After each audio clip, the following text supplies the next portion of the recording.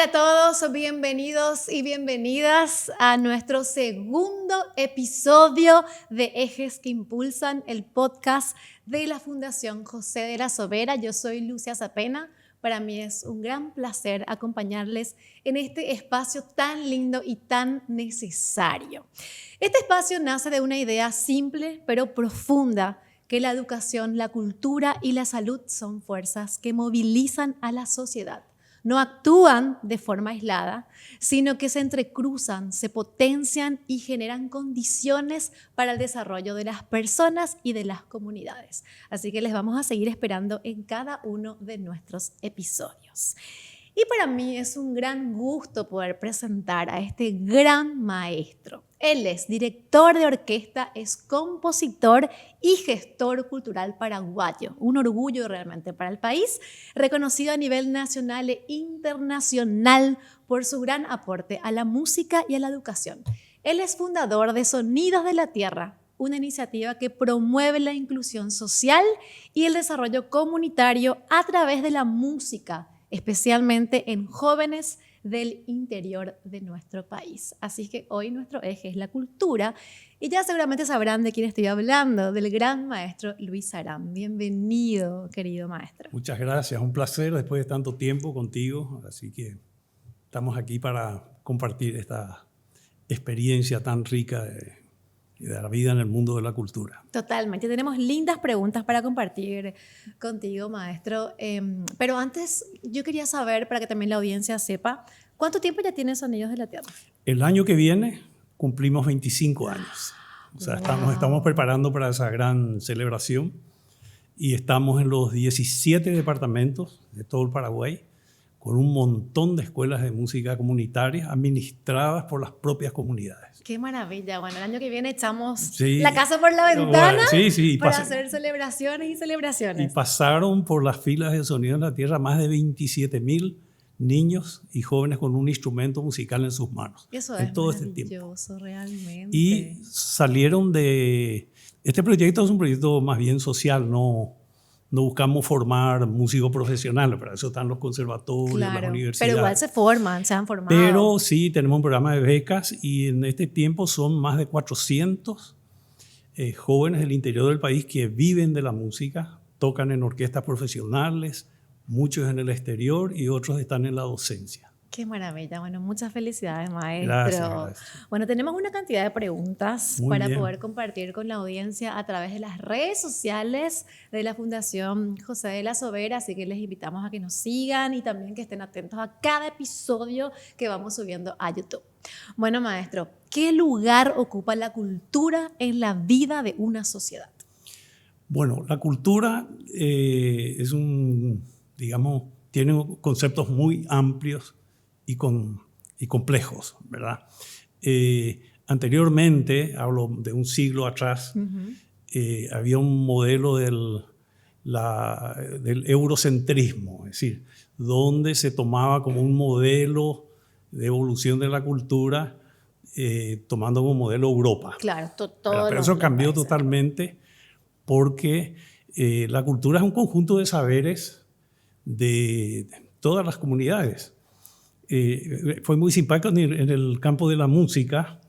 En la música europea se usan 12 tonos diferentes, ¿verdad? Las 7 notas musicales divididas otra vez, que son los semitonos.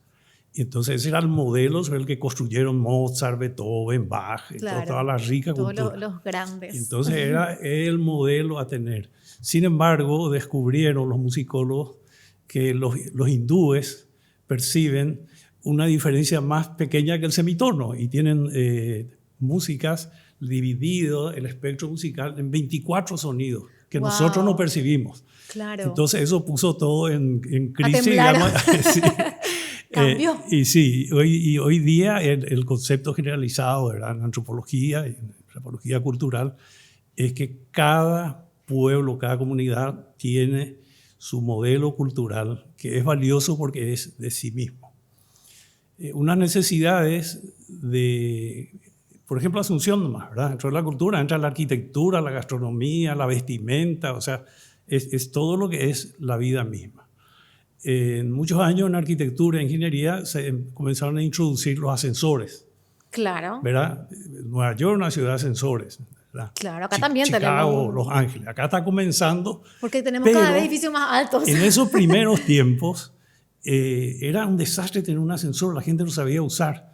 Quedaban basuras, quedaban restos Wow. porque no hay una Nunca pensé cultura, en eso. no hay cultura del cuidado. A mí me pasó mismo cuando me mudé a un departamento, te hablo hace 30 años, de lo que encontrabas en un ascensor.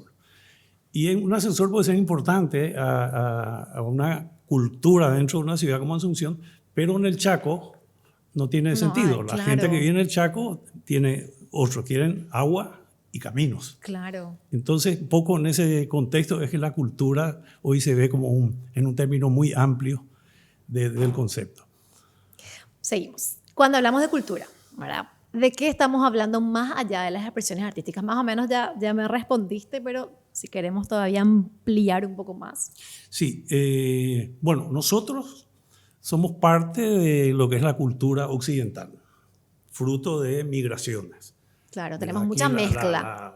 Claro, acá la cultura indígena, principalmente la cultura guaraní, están las otras etnias, pero la guaraní es la que rápidamente se fusionó con la española, con la italiana y con otras que fueron dando, digamos, a lo que somos nosotros.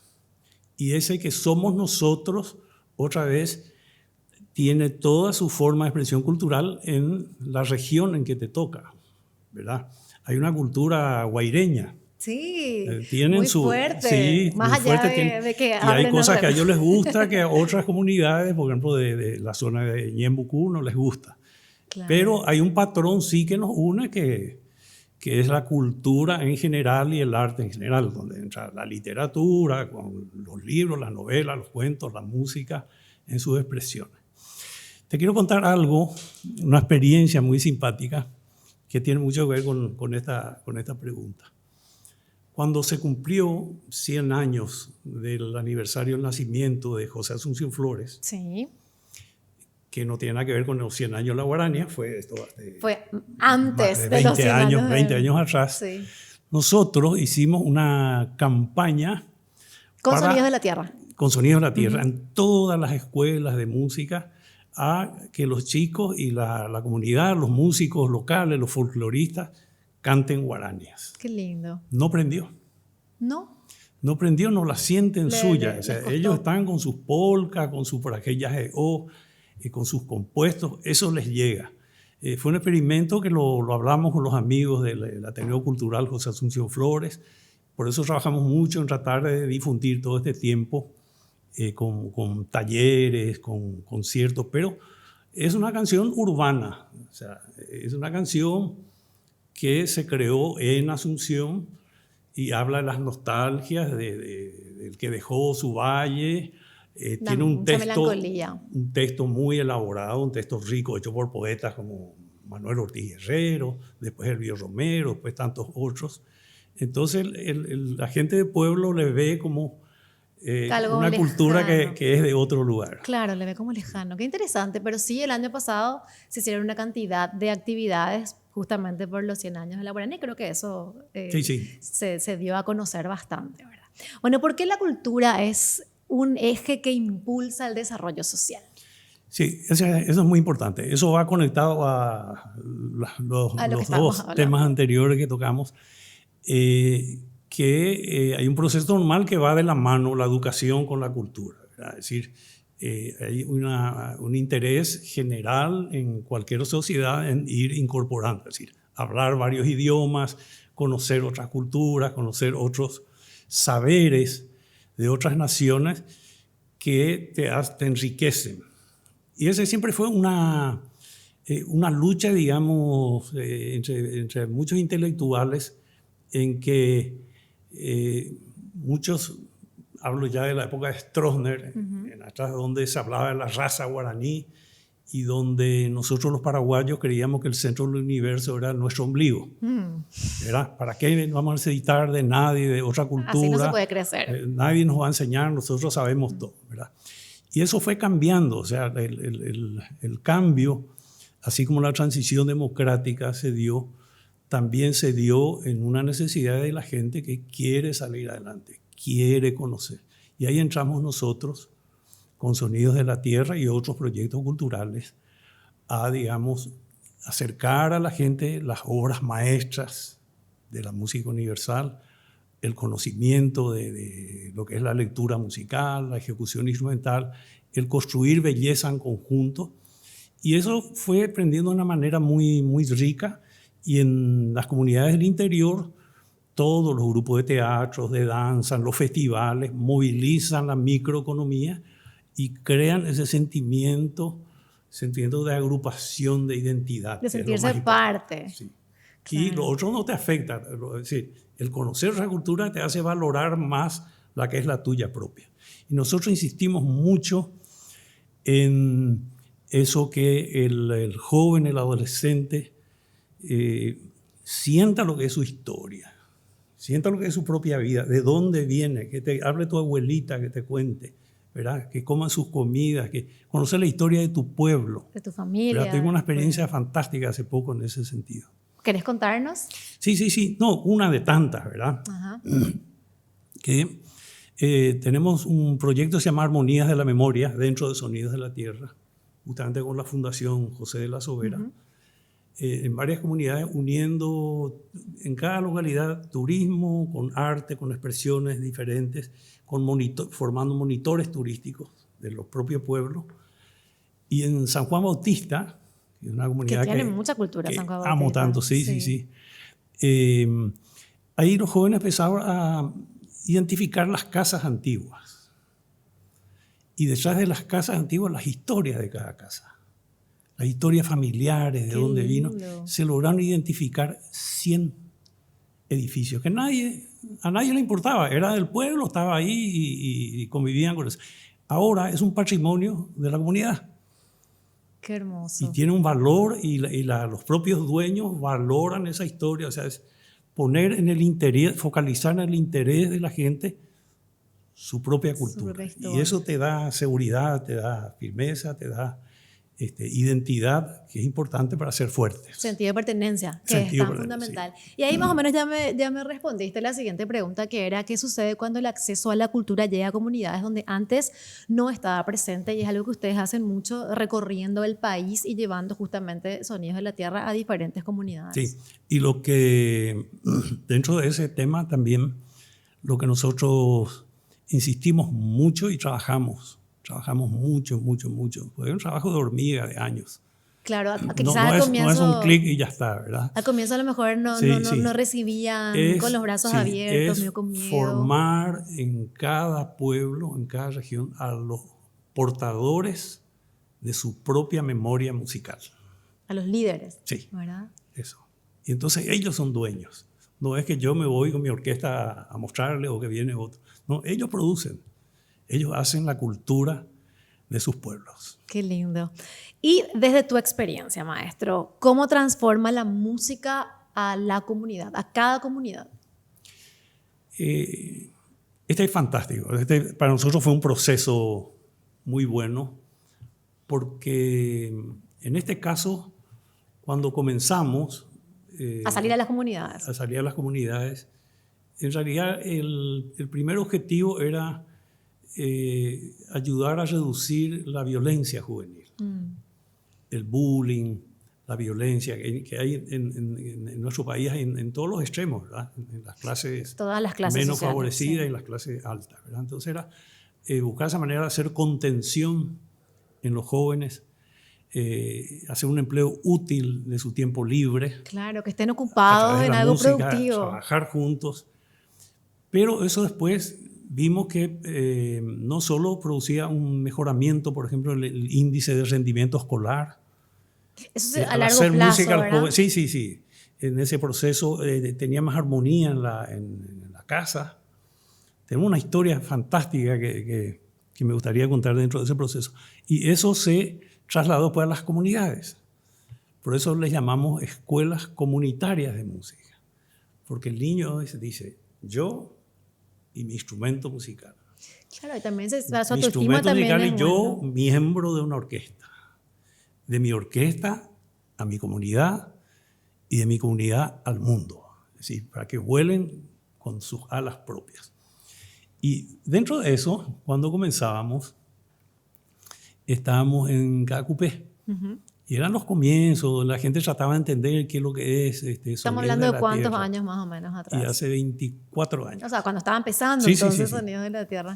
Entonces iba a las radios comunitarias y estuve en Cacupé y salí y por la radio les alentaba a las familias que inviten, le lleven a sus chicos, adolescentes, que la música les amansa, les vuelve personas nobles, buenas. La música sana también, en muchos aspectos. Sí, claro. Y aparece una mamá, una mamá docente, madre soltera, y viene y me habla y me dice, mira, yo tengo problemas con mi hijo, ya hasta llegamos a pegarnos, me dice, yo estoy todo el día en la escuela, en la docencia, él solo en la casa. ¿Adolescente? Sí, rebelde.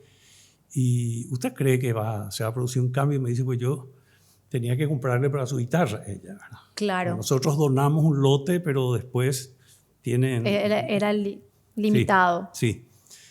Y le digo, señora, yo creo que sí, le digo, no le puedo garantizar porque cada persona es diferente. Claro. Y bueno, y le compra la guitarra y le manda a la escuela. Y yo hacía mi ronda que hago siempre los fines de semana y aparezco después de 3 meses. Le diste un tiempo para que... La guitarra se aprende rápido, ¿verdad? Sí. En una semana puedes tocar ya algunas cositas. Y vuelve la señora y me dice, viene, me abraza, me dice, jamás imaginé que un pedazo de madera con unas cuerdas pudiera hacer un milagro. Wow. Antes llegaba de mi trabajo cansada y estábamos a los gritos con mi hijo y ahora él me espera y me toca la música. Ay, serenata a la madre. Es el mejor ejemplo de cómo se producen estos cambios. Y después este programa fue creciendo naturalmente porque las propias familias contaban su experiencia y les contagiaban a las familias, ¿verdad? Claro, y seguramente de todos esos que eran jóvenes, hoy ya adultos, habrá algún docente, habrá algún músico destacado también. Sí, y de ahí es que se produjo, digamos, casi como un milagro de un proceso de educación masiva, de cambios de conducta, es lo que le llamamos la transformación social a través de la música. Qué hermoso. Bueno, ya que también ya me respondiste la siguiente pregunta, básicamente, que era qué cambia en un niño o en un joven cuando se siente parte de un proyecto cultural colectivo. No, ese sí, o sea, hay muchos cambios. Sí, también afecta su autoestima, ¿verdad? Positivamente. Sí, eso es lo primero, ¿verdad? En la metodología que tenemos, vos le envías a tu hijo y, con su violincito y hace una sola nota en su primera clase. Con esa única nota que él hace, ella entra en la orquesta. Y colabora con eso. Otros van a tocar virtuoso. Parte de algo, bueno, ¿verdad? imagínate su autoestima. Si soy miembro de una orquesta. Entonces la autoestima es la primera cosa. Y después, con las experiencias que tuvimos, el aprendizaje, porque ya trabajamos con comunidades indígenas, en barrios marginales, estamos en todas las regiones del Paraguay.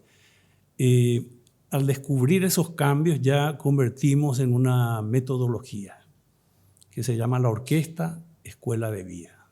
Qué lindo el nombre. Y que tiene varias cosas que tienen que ver con la pregunta que me decís. Para tocar un instrumento, el instrumento te causa placer, o sea, producir belleza, da gusto. Sí, es que la música genera algo ¿verdad? En la mente. Pero para tocar bien tenés que tener disciplina. Entonces, en esa metodología, el docente, nuestro instructor, aterriza eso, ¿verdad? Que para tocar bien mi instrumento tengo que tener disciplina.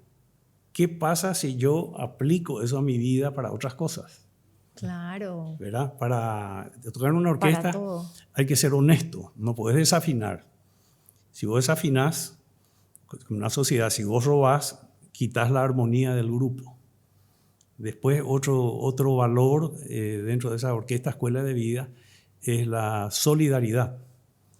El que es más avanzado, que recibió gratis ese conocimiento, tiene que devolver al que está comenzando. Entonces es una rueda solidaria, una ingeniería social de unos resultados increíbles. Claro, también la puntualidad, ¿verdad? La disciplina. Sí. Después el desarrollo de la mente, ¿verdad? La práctica de la música invita a algo que hoy día se necesita desesperadamente en el mundo. Concentración. Sí, la razón, ¿verdad? Usar la razón y la mirada interior. Vivimos todo de impulsos, de estímulos que nos excitan, que nos mueven, ¿verdad? A todo eso, y ahí viene la ansiedad, viene el pánico. En no estar presente, ¿verdad? Y la música te invita a que vos dices, ¿qué yo siento? O sea, ¿quién soy yo? Y ese es un valor que ahora estamos reforzando mucho, porque hay demasiadas crisis de depresión a raíz de las pantallas y de todo lo que es la vida de comunicación de hoy día. Sí, porque vivimos a mil, no nos damos tiempo de sentir. Sí, y la sí. música te invita a sentir Así también.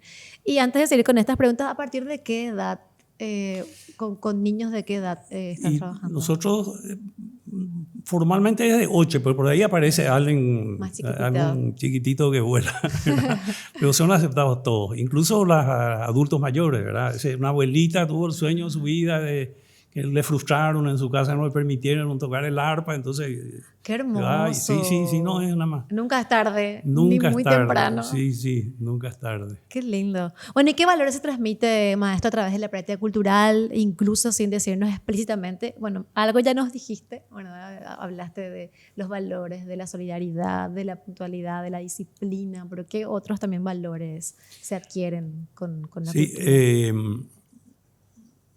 Principalmente, o sea, ya al pasar a, digamos, lo que es un programa que se desarrolló en una comunidad y sobre todo en las comunidades más pobres, digamos, donde hay menos recursos. Hay pobreza, es esa autoestima colectiva, ¿verdad?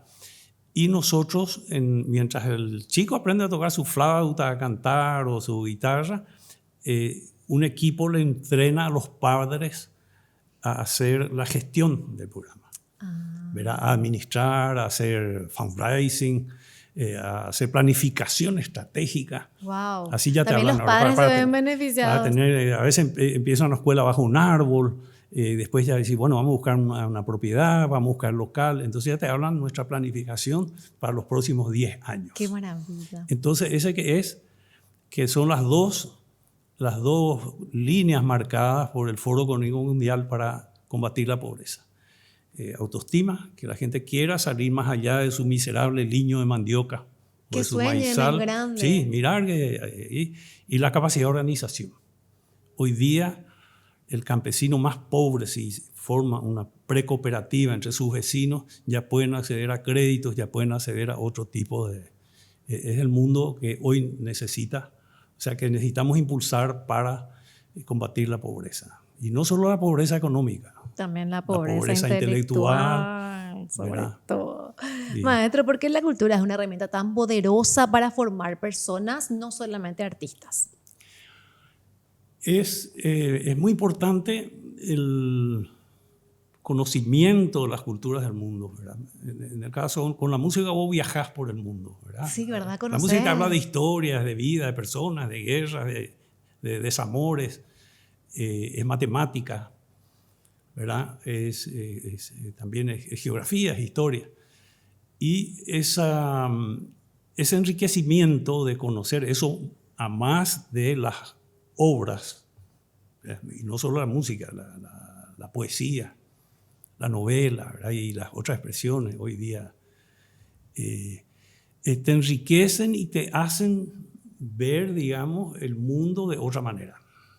Como dije, lejos de tu ombligo. Claro. ¿Verdad? Que somos parte de un conglomerado, de un universo mundial y donde somos importantes y donde depende de mí para salir adelante.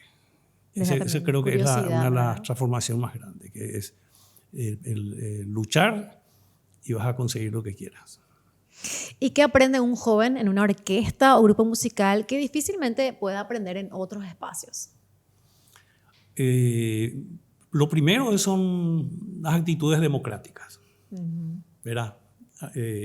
lo que es el trabajo en conjunto, ¿verdad? Aprender a compartir. quién le gusta una cosa, el otro la otra. Negociar. Entonces, negociar, exacto. Que es una educación indirecta muy importante para nuestra naciente democracia, ¿verdad? De saber aceptar, ganó lo otro y no le vas a cortar la pierna para que se funda, ¿verdad? Claro. Que es lo que pasa siempre, ¿verdad? En la guerra política, de la inmadurez, digamos. O sea, aceptar la derrota. Sí, tratar que el otro fracase. En vez de decir, bueno, este ganó, le vamos a ayudar hasta que... Y después a lo mejor nos toca a nosotros. O aprender del Bueno, otro. Entonces nosotros tenemos un juego así de que ellos eligen el repertorio que van a tocar. Y entonces el que no se escucha su opinión no tiene que ofenderse. Dice, ya va a llegar mi turno. Entonces es un ejercicio de ejercicio de las actitudes democráticas, muy importante. Que te sirve para y todo en la vida. también otras cosas. El contacto con la cultura y el desarrollo de las expresiones artísticas contribuyen mucho a facilitar las relaciones públicas, las relaciones humanas. Hacer contactos. Al comienzo de nuestra experiencia, los chicos vienen que andan así, como decía... Tímidos, ¿verdad? Sí, Elio Vera, que como decía, el hueso perdido, sí, que nos pasa a los paraguayos, que aceptas todo. Y al mes están ahí hablando, moviendo. Y tenemos estudios de medición de impacto, de que incide muchísimo en el índice de mejoramiento escolar. El niño que participa de actividades musicales, porque viste que leer partitura es matemática, muchas cosas. Le hace trabajar mucho la mente. Tienen un índice de mejoramiento hasta del 28%. Un porcentaje alto, ¿verdad? Sí, sí, es muy importante, sí. Y también seguramente les ordena un poco, ¿verdad? Porque saben que tienen sus ensayos de tal hora, entonces ya saben a qué hora pueden estudiar, hacer las tareas. Y vos sabes que me encontré hace poco con uno del equipo de este programa de becas, de Becal. Y me dice, hay algo raro que quería preguntarte, me dice. Porque mira que estamos nosotros 24 años. Sí. ¿verdad? Ya los que eran niños ahora son adolescentes, o sea, tienen familia. Ya son adultos con hijos, bueno, claro. Sí. Que dice, la cantidad de gente que gana Becal del interior, lo primero que pone en su currículum dice, Sonido de la Tierra. Qué orgullo, madre. Miembro Sonido de la Tierra. Dice que hay algo que les... Y ganan las becas. O sea, que hay algo que les ayuda la música a ser más despiertos, más animados, más tomatá, como se dice. Les motiva. Y sí. ¿Qué rol cumple la cultura en la construcción de la identidad de estos jóvenes? Es lo que ya hablé un poquito, que se conectan con sus raíces.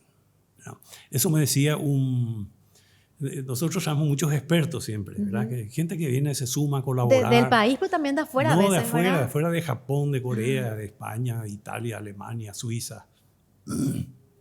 Vino un experto alemán, experto así en movimiento de masas y de cultura. Y siempre tocamos un poco en los grandes festivales donde se juntan 1.000, 2.000 chicos. Tocamos un poquito de música clásica, un poco la música de moda. También. Mezclan un poco para que y música paraguaya. Música paraguaya. Y me llama él y me dice, vení, te quiero mostrar algo. Me dice, ¿qué es? Cuando tocan la música paraguaya, les brillan los ojos. Yo estoy seguro que ellos se conectan a sí mismos porque de ahí vienen, ¿verdad? Y eso es importante porque les va a conectar con sus raíces. ¿No? Que disfruten de todo lo otro, pero que no mate su forma de ser. Por eso que la identidad es fundamental. Por eso nosotros entramos con el tema del arpa, por ejemplo. Que es bien el arpa estaba en un proceso casi de extinción. Existían unos 50 virtuosos paraguayos por el mundo, genios, todos. Pero no había una enseñanza masiva. Primero que era un instrumento caro. ¿verdad? Sí. Y logramos... Y también difícil de llevar a todos lados. Sí. Y logramos formar con un plan que tiene que ver con la identidad cultural, con César Cataldo, que era nuestro líder, Marcos Lucena y otros, a formar a 600 arpistas. ¡Wow! Y cada arpista es un portador individual de su cultura. O sea, no necesita una orquesta. Donde se va, Solito anima. con su Bueno, arpa. y o eso solita. creó una revolución de gente que empezó a estudiar, y ahora eso nos animó a hacer el récord Guinness Claro, de las tenemos mucho arpas. más de 600. Sí, 420 arpas juntamos. Qué maravilla. Sí, Qué y batimos un maravilla. récord que está ya 12 años, nadie se animó a superar. Todavía no. Sí. Tenemos que nosotros mismos superarnos. Sí, sí. Que no venga Estamos otro con un plan país de a 1000, superarnos. Sí. ¿Cómo ayuda la música a que un joven se reconozca capaz y valioso? Más o menos ya hablamos Sí. de que sube la autoestima, pero si queremos desarrollar un poco más. Sí, ese también es un aspecto que aprendimos mucho en el sentido de le da una seguridad de autosuficiencia, ¿verdad? El yo puedo. Claro. Eso es fantástico, porque eso es a diferencia de lo que suele pasar en el deporte, ¿verdad? Que es muy competitivo. Cuando alguien está Y ahí... hay mucha frustración. Y frustraciones, envidias. Sí. Y aquí se produce un efecto contrario. Vos sabés que el que toca bien se pone al lado del que no le sale y procura y le ayuda. Y le ayuda. Y entonces, y llega, si yo puedo, si yo me propongo. Y eso no tiene nada que ver con la capacidad económica. Claro. ¿Verdad? Eso aprenden. Y tampoco con el sexo, ya sea mujer eso aprenden o varón. mucho en los festivales que unimos a los pueblos, donde a veces están chicos de familias de dinero y otros que son muy pobres, apenas a veces con una chancleta, ¿verdad? Y al rico le ayuda a contener la soberbia del dinero y valorar, y al otro de que si él se propone, él puede llegar a donde quiera. Pues es un lindo ejercicio social que les enriquece a ellos con esta experiencia. Qué maravilla, maestro. ¿Por qué la disciplina artística puede convertirse en un impulso para otros ámbitos de la vida, así como dijiste que también a los chicos les ayuda a tener un mejor rendimiento en el colegio, por ejemplo? Tenemos ejemplos fantásticos de eso, ¿verdad? Y eso sirve para todas las artes, ¿verdad? Todas las expresiones. Y en nuestro caso, con esa metodología, la Orquesta Escuela de Vida, que hay otros ítems que no conté, ¿verdad? Que son muchos. Hoy día vos ves gente que ya pasó por el programa y eligió otra carrera. Ok, pero está la música ahí siempre. Hace unos años hicimos un gran festival en Yaguarón y entonces reunimos a la primera orquesta que se formó ahí, que ya una es socióloga, otra es bibliotecaria, otro es docente, otro es un ambientalista. Y cada uno contó. Dice, a mí el hecho de ayudar a poner los atriles, poner mi partitura, tener que venir limpio, bien vestido al ensayo. Peinadito, pulcro. Hacer mi práctica antes me sirve en el laboratorio químico donde yo trabajo. Porque esto me enseñó a ser ordenado. Hay un intendente que ahora fue de Santiago, que es una ciudad maravillosa de las reducciones jesuíticas, que el intendente pasó en nuestra fila y él siempre dice, el intendente actual, dice, a mí Sonido de la Tierra me enseñó a planificar, a mirar, yo ya veo en perspectiva, ya no voy a mirar acá nomás a la calle que está fea, tengo que mirar a esta sociedad que necesita dentro de 100 años. Claro, a largo plazo. O sea, les es útil la experiencia. Yo creo que todas las otras personas que activan en el arte, sea la rama que sea, en la vida normal te ayuda muchísimo. Imagínate la pintura, el baile. Sí. Y en nuestros casos, que insistimos mucho dentro de ese programa también, son lo que llamamos las habilidades blandas. Hoy día, en el mundo laboral, es más importante decir buenos días, perdón si te equivocas, comprenderle a alguien, que ser un sabio. Hoy sabio tenés acá todo. Tenés todo ahí en Google. Querés. Entonces, ser buena persona, ¿verdad? Estás de mal humor y sonreír lo mismo. Digamos, esas son las habilidades y hoy día es tremendo luchar contra eso porque todo el mundo está impaciente, todo el mundo es nervioso. Sí. Hay más moquete, la ira al volante, como se llama, por un bocinazo a veces la gente se destroza. Sí, cuesta estar. Y tenemos que humanizar a los humanos. Esa es nuestra misión. Que lo que van a humanizar a los humanos.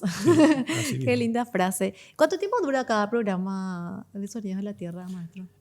Normalmente tenemos un plan de 3 años, pero el que empieza nunca se queda, ¿verdad? Las comunidades administran, algunas se convierten en instituciones ya adoptadas por sus propios municipios. Claro. Pero la experiencia, digamos, es así, pero seguimos. O sea, la gente que comenzó... Ya, crea su propia también orquesta en cada comunidad. Sí, consiguen sus propios fondos. Claro. Nosotros, pero siguen como miembros de la red. Claro. Maestro, desde tu recorrido, ¿cómo puede la cultura generar oportunidades reales? Sí, yo tengo mi experiencia personal en ese sentido con mi carrera como director de orquesta. ¿Cuántos años ya de director de orquesta, y maestro? 50. Wow. 50, Jovencito empezaste. 50 ahora y yo vine de una familia de inmigrantes, ¿verdad? Papá agricultor, y con 12 años yo sentí, bueno, realmente a los 8 sentí que la música me llamaba. ¿No había músicos en tu familia? No. Wow. Y yo soy el último de 8, ¿verdad? Bueno, y para que veas nomás cómo es importante el acceso de la cultura. Yo estaba en mi escuela con 8 años y el famoso guitarrista Sila Godoy se iba aula por aula y tocaba 2 músicas nomás, cortitas. ¿Y recorría así todas las escuelas? Sí, le explicaba, bueno, está la guitarra y hablaba de mangoreno, era muy chiquitito y yo cuando escuché ese pedazo de madera, así, Dios mío, era como la música está ahí, no sabes de dónde viene. O sea que podemos decir que gracias a Sila Godoy vos estás en este mundo. Y me fui a la casa de mi mamá, o sea, salí de la escuela, llego, ya estaba en la cocina, administrando pobreza ahí, para 8 bocas, y me acerco, le abrazo la pierna, mamá, le digo, ya sé lo que quiero ser en la vida. ¿Qué madre no quiere saber eso? ¿Qué madre? A veces tener un hijo de 40 yo y no sabe lo que quiere. Yo tengo de 5 y ya le pregunto qué quiere ser. Pobrecito, tiene 5 años recién. Bueno, y me hace a mi mamá y dice, ¿qué quiere ser? Mamá, quiero ser músico. Estás loco. Y me echó. Y ahí estudié clandestino. ¿En serio? Clandestinamente con un vecino. Desde los 8. Guitarra clásica. Y con 12 años conocí a la persona que me abrió una puerta acá en Asunción. Allá no tenía nada donde yo vivía. Claro. Y mi hermana mayor era cómplice. ¿Y cuántos años tenía tu hermana mayor? Así para saber la diferencia de ella tenía como 25. Ah, o sea, ¿verdad? Sí. En muchos años entonces. Sí. Ella entendió y el maestro le dijo, el maestro Miranda, ¿verdad? Le dijo, mira, este chico vuela. Me dice, si yo vuelvo a mandar a la capital, le doy una beca de por vida. Y eso es lo que es, cómo trasciende, ¿verdad? Y yo le mintió a mi mamá, le dijo que iba a estudiar comercio acá en Asunción, que estaba sentado trabajando en un banco. Y no tenía ni para mi pasaje. Vine con mi mochilita, mi guitarra y en un camión. ¿Tenías guitarra por lo menos? Sí, en un camión de hierba. Pero la guitarra nunca tuve en la casa. No, era clandestina. Sí, el vecino me regaló. Bueno, y ahí comencé. De ahí comencé a conseguir una beca, me fui al Brasil, y después conseguí una beca del gobierno italiano, me fui a Roma a estudiar. Y de ahí hice vínculos. Y eso que me preguntabas, las oportunidades que tuve de dirigir orquestas en París, en Londres, en Roma, en Berlín, en más de 60 ciudades en una carrera de 50 años. Decime, ¿tu mamá vivió hasta qué edad? Y ella vivió hasta los 80. O sea que sí te vio triunfar. Sí. Pero mi mamá no... Siempre quedé yo como la oveja negra. Yo ganaba dinero, gané mucho dinero. Claro. Y yo le ayudaba a ella, le trajimos a Asunción. O sea, pero siempre era yo el que no siguió la línea de los patitos en orden de los hijos. Wow. Bueno, pero... Yo sé que habrá estado orgullosa. Está ahí de donde Una sola vez conseguí que se vaya a un concierto. Pero se fue y te vio... Un concierto... Te vio brillando. ¿Qué te cuento? Se estrenaba una obra mía. Y yo hago música contemporánea, ¿verdad? Que son así espaciales y bastante modernas en la época, ¿verdad? Y entonces se estrena la obra y la gente... no entendía, ¿verdad? Yo, por esa misma hora a mí me ovacionaron en París, en Berlín, ¿verdad? Pero acá... Estaban empezando a entender todavía. Duro, sí. Y el público así... Tímido. Bueno, y se fue mi mamá. Y de ahí nos fuimos a comer con mis hermanas. Mi mamá no abría la boca. Y mis hermanas, mirá, Lucho, me dicen a mí, tené paciencia, ya la gente va a entender más y te van a valorar, dice, insistir más en tu trabajo, dice, no arma tan moderno de repente. Clásico. Bueno, nos vamos. Cuando yo vivía con mi mamá, a la mañana siguiente en el desayuno, me dice, mira mi hijo, ¿por qué esta semana no te quedas nomás acá en la casa? ¿Y por qué, mamá, yo tengo que trabajar? No, hasta que la gente se olvide de tu obra. No, pobrecita, no estaba entendiendo Fue la peor crítica, la crítica más dura que recibí en toda mi carrera. Y como me preguntabas, tuve todas esas oportunidades, ¿verdad? De quedarme también en algunos países a trabajar. Pero decidiste volver. Pero sí. Yo me iba a quedar en Francia, tenía una novia y tenía posibilidad de hacer una carrera y me fui yo era muy amigo de Augusto Rabastos. Me invitó a su casa en Toulouse y hablamos mucho. Me fui para 3 días y me quedé 2 meses. O sea que también pudiste aprender idiomas. Y él me dijo, mirá, me dice, acá está todo hecho. Como vos hay 10.000. En Paraguay, una semillita que plantes va a hacer una revolución. Pensalo bien, dijo. Y me vine con mi novia francesa. Ella no aguantó después porque era alérgica a los mosquitos. Ay, no te puedo creer. Y sufrió imposible, no había forma. Y después me quedé ya. Pero salí, un tiempo me fui a Buenos Aires porque me asfixiaba el ambiente, la época de Stroessner. Claro. Cultural, entonces me fui 1 año a trabajar en Buenos Aires. Pero qué maravilla. Y otro tiempo en Brasil. Pero firme acá. Claro, pudiste sembrar mucho. Exacto. Después de tus conocimientos que pudiste traer. ¿Y qué impacto tiene la cultura cuando se trabaja con una mirada comunitaria y sostenida en el tiempo? Ese es fantástico.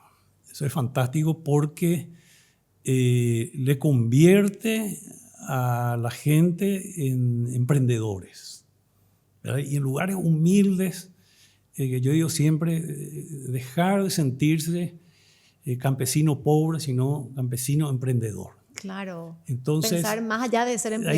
Hay una dinámica fantástica con toda esa capacitación que hacemos para que los padres sean gestores, ¿verdad? Aprender economía básica, contabilidad básica, todo ese tipo de cosas aplican a otras actividades. Y a la vez el impulso, sobre todo en los lugares donde hay monumentos culturales o atractivos turísticos, ahí ya estamos creando servicios para los turistas, ¿verdad? En colaboración con la comunidad. Vos te vas a Yaguarón, por ejemplo, ya no es que va a entrar nomás y ver la iglesia, que es muy linda, maravillosa, sí. Sino ahí ya va a tener la música, que te van a escuchar la música de la época del templo. Imagínate ese contraste. Después otra gente que ya es el desarrollo turístico de ellos, ya se conecta a la subida al cerro. Sí, que de está ahí lindo. una comida típica. Tu Semana Santa Entonces, es muy linda. hay toda una ingeniería muy buena de espíritu positivo y de hacer las cosas. Que eso hay que contagiar en el Paraguay. Trabajar en conjunto, ¿verdad? Todo es posible. Qué linda. ¿Por qué la cultura debería ser entendida como una inversión en el desarrollo y no como un gasto? Sí, ese es que escuchen bien los políticos. Todo lo del gobierno que tiene la lapicera. Sí. Eso ya decía, mira, en Estados Unidos decía Benjamin Franklin, ¿verdad? La inversión más rentable es la del conocimiento. Y con esa mentalidad construyeron esa nación, ¿verdad? Tan poderosa y tan rica en tantas cosas, ¿no? Sí, potencia mundial. Y se ven en comunidades y en países me acuerdo muy bien, me seguí el caso de cuando iban a hacer una bienal de arte en Perú, ¿verdad? Y presentan un proyecto y dice $10 millones para hacer una bienal como se hace en Venecia, como se hace en San Pablo. Y la discusión de los políticos es no, que si falta esto, no, esto va a ser rentable, va a producir. Y efectivamente produjo una revolución, porque detrás de los artistas venían los visitantes, los turistas, siendo visibilizado como un país avanzado en cultura, venían las inversiones, que es un poco lo que se está buscando aquí. Pero acá se invierte mucho en deporte, ¿verdad? Sí, sí, en deporte también en cultura, o sea, creció mucho, tenemos muchas, digamos, en todo este proceso, tenemos los premios de literatura, los premios de música, tenemos las casas de arte. Los museos. Las orquestas. O sea, estamos por buen camino, maestro. Sí, muy buen camino. Pero falta que se invierta más. Sí. Que se tenga que abarque todo el país, el interior, el que está medio dejado de lado. Sí. ¿Qué le dirías a un joven que hoy se acerca por primera vez a la música o a una expresión cultural?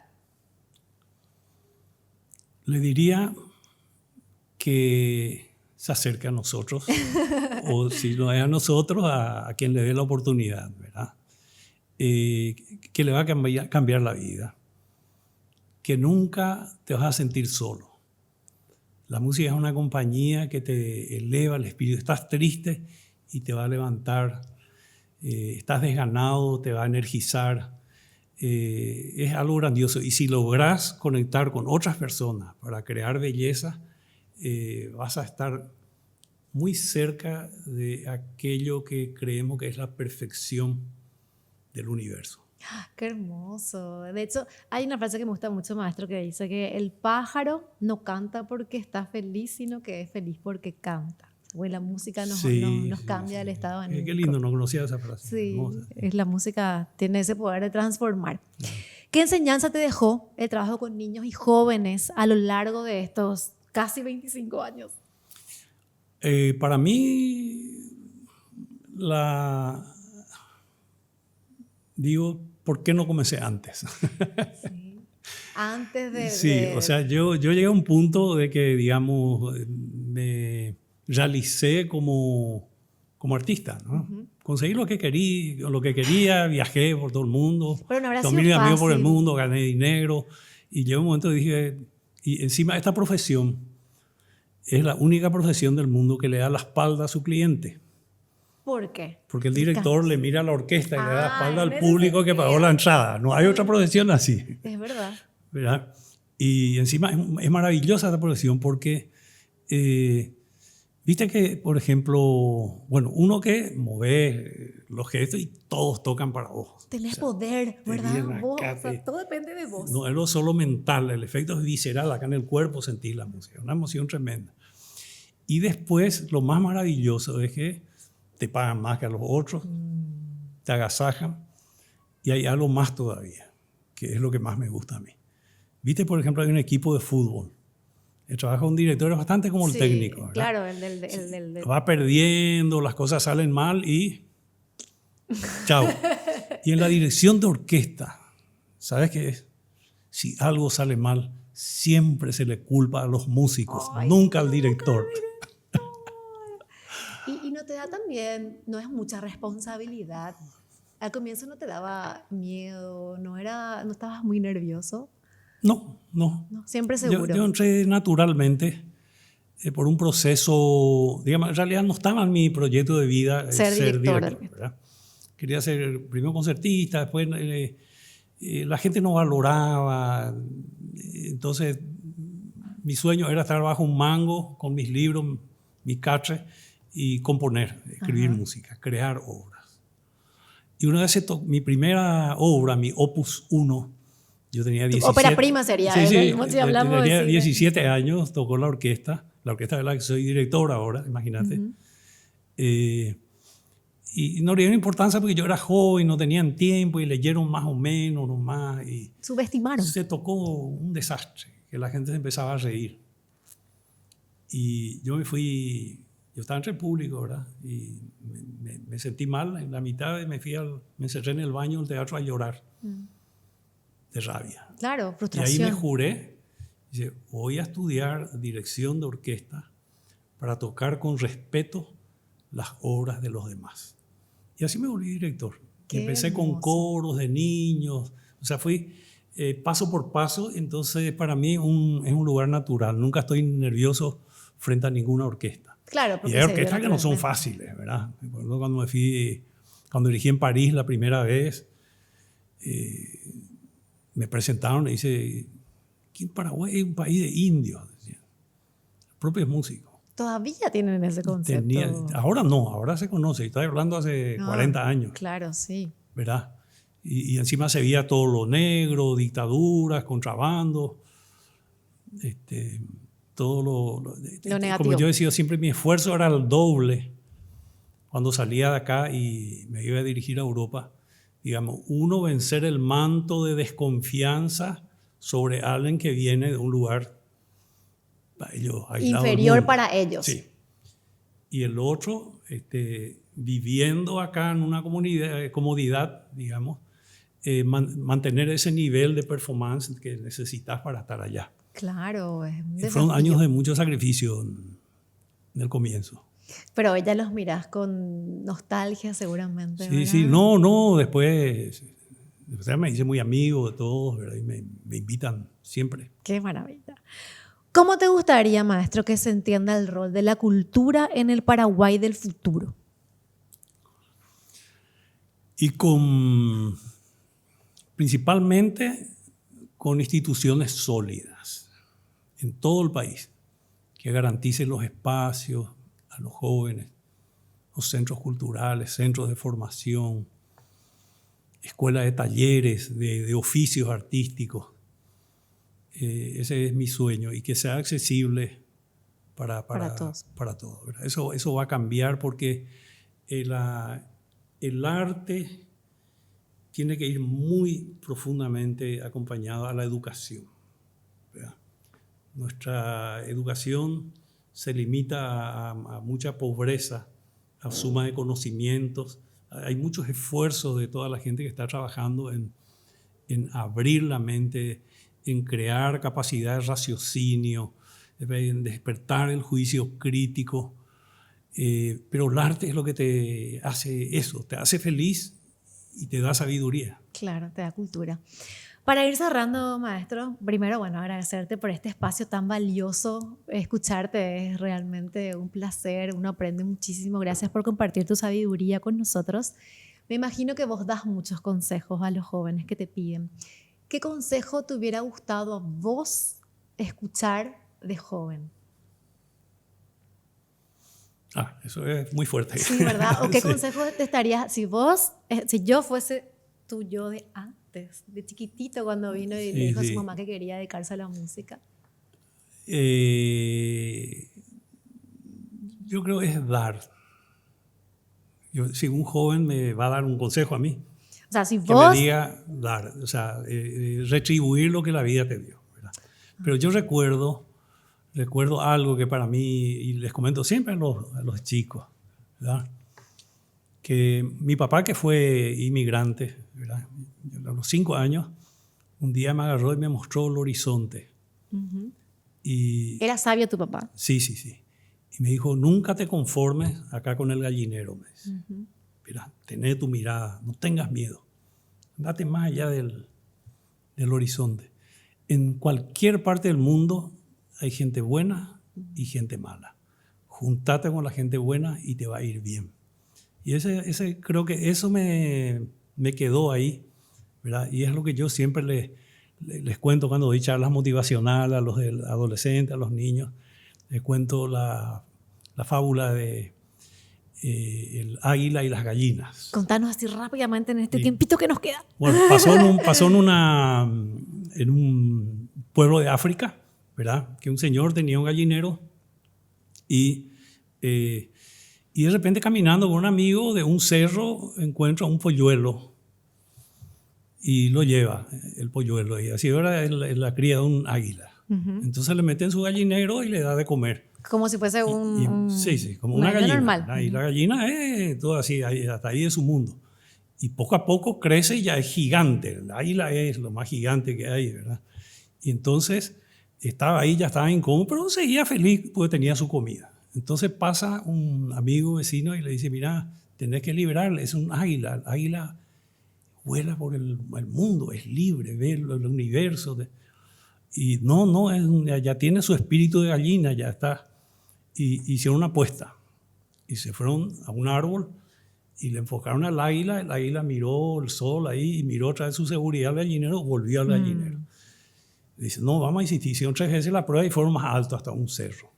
Entonces le agarró la cabeza, le enfocó hacia el sol y ella salió el águila a volar y a dominar el mundo. Qué hermoso. Entonces pensar como águilas y no como gallinas. Y volar por el mundo. Qué hermosa forma de terminar este segundo episodio de Ejes que Impulsan. Muchísimas gracias de vuelta, maestro. Gracias, un placer contigo porque con tanta experiencia que tenés y tanta dulzura, uno se entusiasma. Y que sean muchos años más con Sonidos de la Tierra. Sí, claro que sí. Esto continúe por muchos y muchos años. Sí, claro que sí. Gracias a todos por acompañarnos. Les invitamos a que sigan las redes de la Fundación José de la Sobera y nos encontramos pronto con un episodio más de Ejes que Impulsan.